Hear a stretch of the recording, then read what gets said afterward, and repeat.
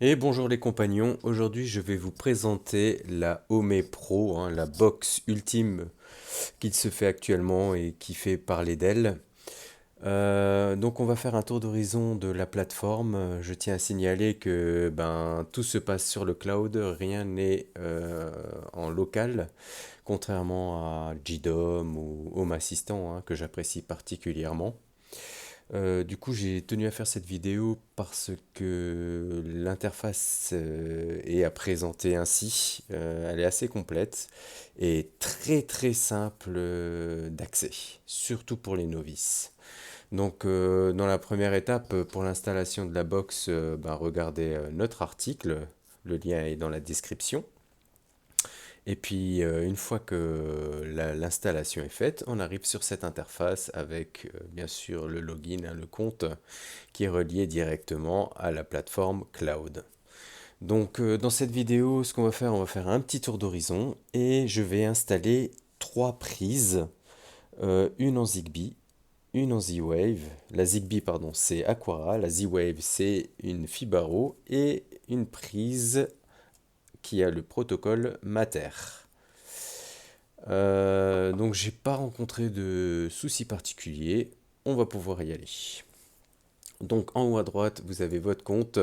Vous pouvez accéder directement à ce compte sur le site Omeil. Voilà, vous avez tout dessus avec mon compte, les commandes, les abonnements, les sauvegardes. Malheureusement, elles sont payantes, ce n'est pas gratuit et il n'y a pas de système de sauvegarde pour l'instant, à part si on connecte la box en SSH via Linux. Là, on peut faire quelque chose sur son NAS privé, par exemple, mais je ne suis pas rentré dans ces détails. Euh, on peut mettre en mode jour, mode nuit. On a toutes les notifications qui apparaissent en haut à droite.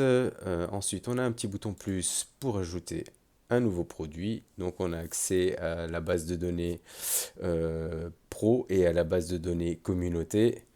Le nouveau flow, c'est des scénarios. Les flows avancés, ce sont des scénarios réalisés en Node-RED. On peut créer des variables, comme sur Home Assistant, et même des scripts, aussi comme sur Home Assistant. Un moteur de recherche, bien sûr, quand l'interface est plus complète, parce qu'on peut mettre des appareils en favori et des scénarios en favori. Ensuite, sur la gauche, donc la partie Home. Ici, on a accès à toutes les zones de la maison qui se sont créées en même temps que l'installation. On verra apparaître, bien sûr, de ce côté-là, les produits ajoutés. Euh, Là, on a accès au flow. Donc là, bien sûr, il y a un flow test. Je vais le supprimer. Voilà. Et quand on veut créer un flow, on peut choisir. On a accès aux graphiques. On a juste à faire remonter les graphiques. On verra ça après. Accès au script. Bon, là, je ne vais pas en créer, mais vous avez des scripts ici que vous pouvez tester. Voilà. Plus bas, on a accès au paramétrage. Donc, en général, on peut voir tout le système, le stockage. Il y a déjà quelques applications installées, la mémoire, le niveau du cloud, la web app avec la mise à jour, l'information système, date, le Wi-Fi, voilà, tout ça c'est paramétré. On peut la redémarrer en bas de cette page. Les mises à jour sont automatiques, on peut faire une recherche, il n'y a pas de mise à jour, on peut activer ou désactiver le super panneau LED qu'il y a sur la box, la langue, la position du logement, journal, créer des familles, des groupes, des propriétaires et des nouveaux utilisateurs, générer une clé API. Expérimental, ce que je vous disais, le mode Sandbox pour connecter sa box à Linux. On peut activer HomeKit, activer les fonctionnalités d'utilisateur avancé, c'est pour les cartes de flow, profilage de système Insight et des appareils virtuels comme une caméra. Donc c'est bien une fonction en expérimentation. Ensuite, l'intégration pour Alexa, Google Assistant et Siri. Et ici, accès au module déjà installé parce que j'ai déjà fait quelques installations. Voilà, on y reviendra. Donc, première étape, on va ajouter des fonctions. Alors, je vais commencer par ajouter la Freebox Ultra. C'est la Freebox que j'ai chez moi. elle est reconnue. Donc nouvel appareil, on l'a déjà ici vu que j'ai déjà installé. Freebox, Freebox Ultra, et on la connecte. Voilà, j'ai pas eu besoin d'appuyer sur la Freebox vu qu'elle était déjà paramétrée. Une fois la Freebox Ultra paramétrée, on retourne dans les appareils, on clique dessus. Sur le téléphone, ça fonctionne de la même façon. Et puis là, on a déjà accès à toutes les données qu'on retrouvera, bien sûr, pour créer des scénarios. On va continuer. On va installer le serveur... mince, l'onduleur, pardon. Donc l'onduleur, il est déjà installé sur le serveur. On fait nouvel appareil, il est là aussi. C'est un UPS. On connecte. On rentre la date. Tac, Nicolas, le mot de passe, tout est bon et on connecte. C'est un Ellipse Ecos 800. Continuer. Ici, on a accès à toutes les données. Elles vont pas tarder à remonter ainsi qu'au niveau de la pile. On reverra ça après. On va installer le système NetAtmo. J'en ai un chez moi. Vous voyez, la version officielle, les versions communautaires, mais on va bien utiliser la version officielle. Il s'agit d'une station météo. On l'installe. Ça prend quelques secondes.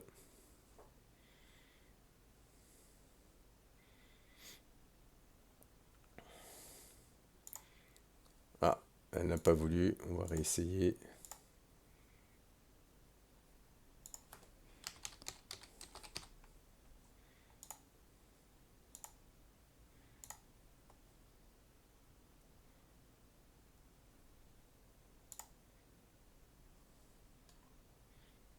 On accepte, bien sûr. Et elles sont là. Voilà, très bien. Ici aussi, on a un accès. Maison indoor, il y a un petit souci. Appareil indisponible. Enfin, c'est pour le module extérieur. L'ellipse, c'est bon. Les données sont bien remontées. On a accès aussi, et on ne va pas l'installer. Il y existe un module TUIA.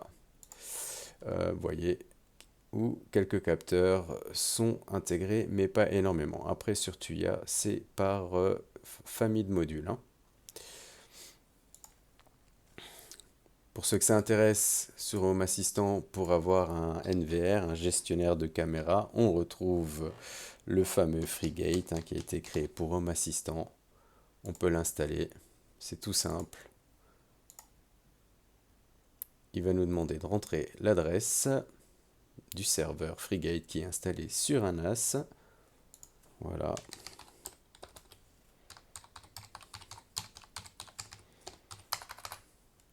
On connecte tout simplement et là on voit toutes les caméras du domicile qui s'installent. Donc on peut voir mon bureau, il n'y en a pas, mais au garage par exemple, on a la vue sur les caméras ainsi que toutes les valeurs qui peuvent remonter. On peut installer le module ESP Home. Alors je ne suis pas allé jusqu'au bout, mais l'installation me semble un petit peu fébrile. Et ça installe aussi un serveur MQTT.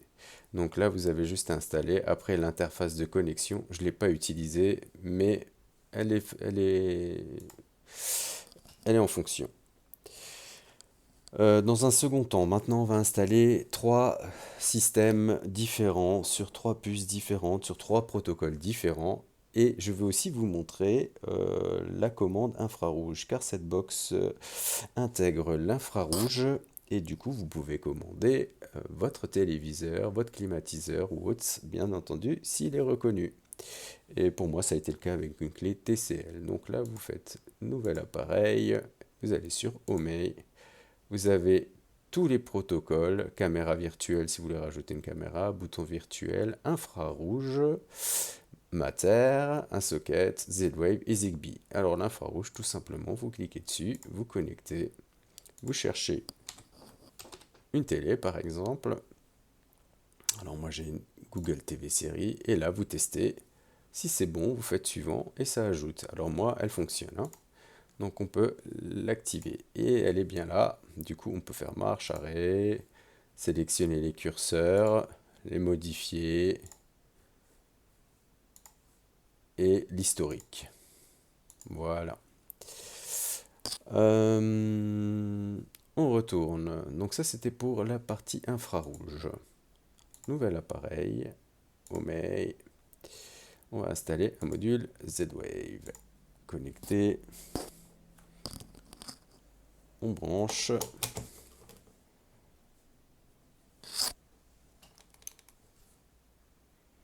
Voilà.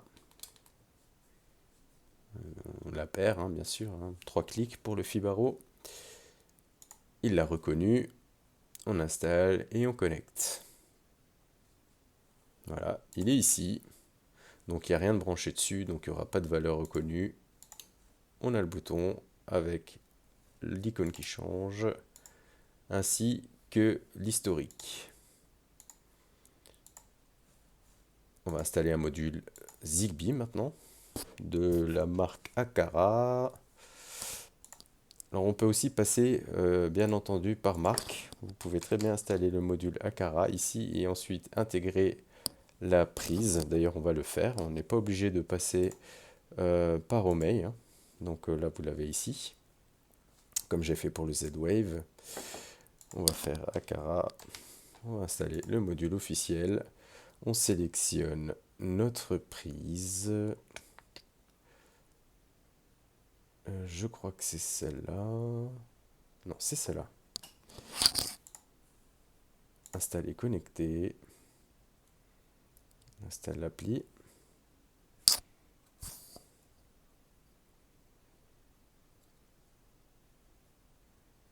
Continuer. On suit les recommandations d'appairage. C'est pareil pour Fibaro, il vous dira d'appuyer 3 fois.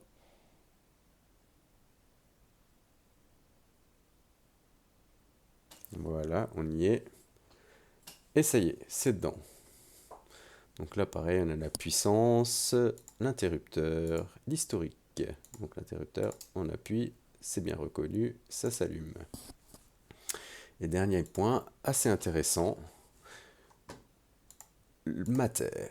Alors là, on va sur Mater, tac, on connecte. Voilà, il nous demande de copier le code présent sur notre prise.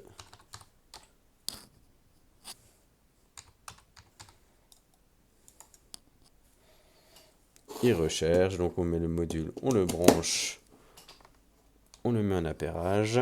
Donc là, il recherche sur du Bluetooth, mais vous allez voir, c'est une prise qui est connectée en Wi-Fi, il va la changer.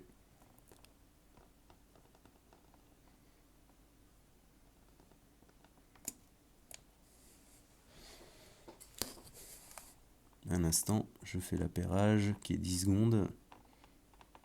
Voilà, ça clignote. Et on attend. Ah, il n'a pas trouvé. On va réessayer. Continuer. J'ai bien rentré le bon code.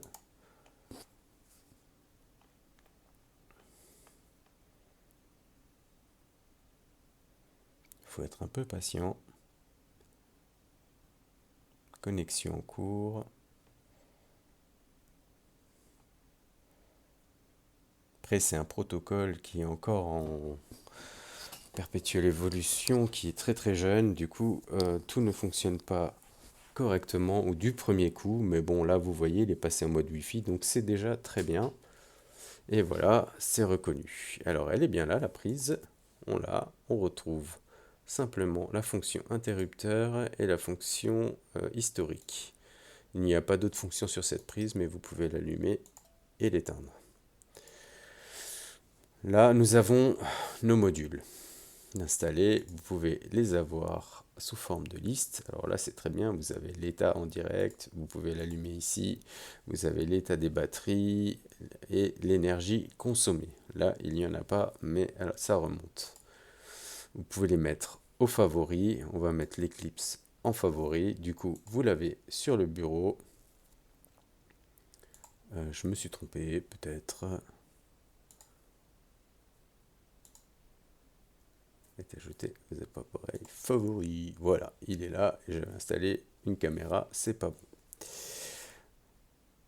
Donc ça, c'est pour la partie module. On peut aussi la mettre avec plus d'infos et de données. Du coup, vous avez toutes les infos qui remontent très très bien.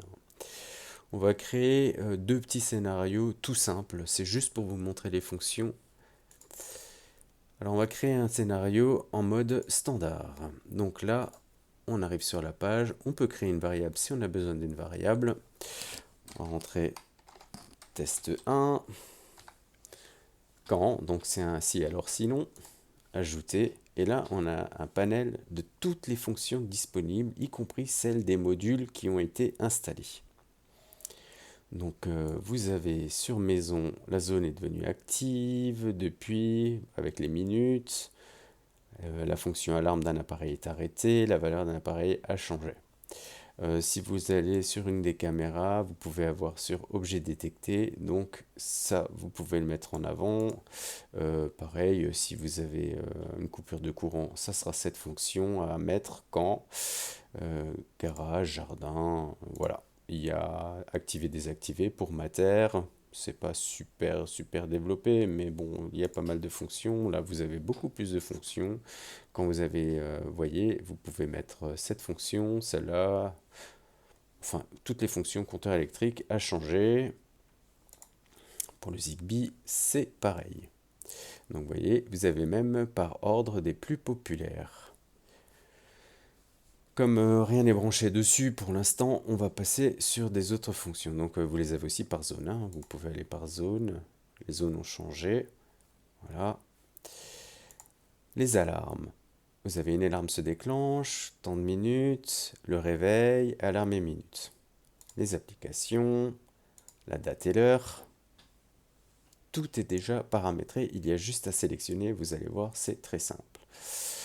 Vous avez le scénario, si vous avez démarré le scénario en cas de démarrage, le journal, hein, parce qu'il y a aussi toutes les notifications du journal, logique, la présence, s'il y a une présence dans le logement, le système, si OME a été lancé, et ensuite vous avez par les applications, vous retrouvez en fait les modules par application.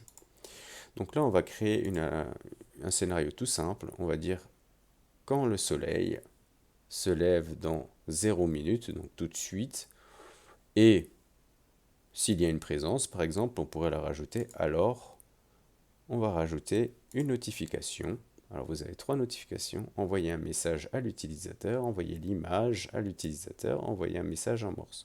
On va en faire une toute simple, message, le jour s'est levé, tout simplement, et on choisit l'utilisateur, il n'y a que moi. Voilà, on peut rajouter d'autres cartes à chaque fois. On fait un test, démarrer le test de flow, et en fait, maintenant sur le téléphone, on a reçu une notification qui est inscrite, le jour s'est levé. On l'enregistre et on la retrouve ici. Deuxième flow, je vais vous faire le même, mais en mode avancé.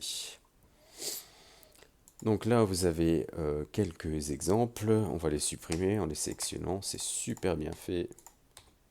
Mince. On ajoute. Vous avez tout. Démarrer, délai, tout, tous, note, quand. La date et l'heure.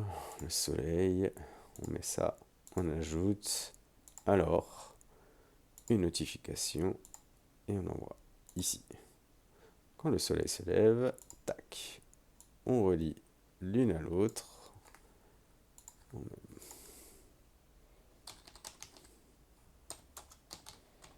simplement, je suis feignant. Sélectionne. Et là, on teste. Il y a un test en cours, vous voyez, il s'est réalisé avec succès. Et là, j'ai reçu, pareil, sur le téléphone, une notification, il n'y a pas eu d'erreur. Voilà. On l'enregistre, on met un nom, test 2, et on la retrouve ici. Alors comme vous l'aurez compris, maintenant ces scénarios sont enregistrés. Vous pouvez en mettre en favori, le partager, dupliquer, renommer, voilà. Et on le retrouve sur la page d'accueil, comme ceci. On passe aux graphiques. Les graphiques, il suffit simplement de prendre toutes les fonctions qui sont remontées. Vous avez la température qui nous intéresse. On prend et on se fait un petit graphique de température. Vous avez le Z-Wave par exemple. Voilà. Ça, c'est pour les scripts, je vous ai montré juste avant. Et pour finir, une fonction qui est aussi incluse dans la Homebox Pro, c'est la fréquence 433 MHz. Et il faut savoir qu'elle est compatible avec Somfy RTS. Vous avez votre Somfy, vous sélectionnez un store ou une prise, vous installez et vous connectez, vous suivez la démarche et votre Home contrôlera comme une télécommande le store. Ça c'est vraiment une fonction intéressante aussi. Donc voilà, pour conclure, vous avez une interface hyper simple d'accès, hyper facile pour les novices. C'est vraiment l'interface la plus simple que j'ai testée, la plus WAF, hein, comme on dit, Women Abordable, pardon. Et cette box coûte 399 €.